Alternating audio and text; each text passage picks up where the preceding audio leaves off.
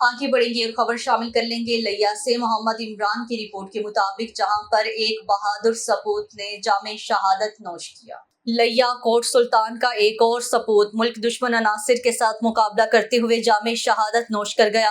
گزشتہ روز خیبر پختونخوا میں شہید تیمور ملک نے وطن کی حفاظت کرتے ہوئے دھرتی ماں پر جان قربان کر دی۔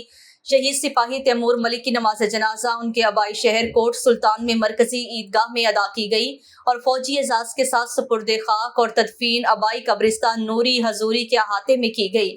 نماز جنازہ اور تدفین میں پاک فوج کے دستے، ایس پی انویسٹیگیشن اور اسسٹنٹ کمشنر نے شرکت کی۔ D S P, S H O سمیت دیگر پولیس افسران، سیاسی سماجی شخصیات اور اہل علاقہ بھی شریک ہوئے۔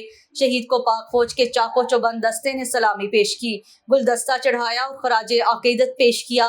شہید تیمور ملک نے سوگواران میں والدہ، بیوہ اور 3 بھائی چھوڑے ہیں، ان کے حوصلے بلند ہیں۔ نماز جنازہ اور تدفین کے بعد شہید کی درجات کی بلندی اور ملکی سلامتی کے لیے خصوصی دعا کی گئی۔ شہید نے 2009 میں پاک آرمی میں شمولیت اختیار کی، 15 سال خدمات سر انجام دیں۔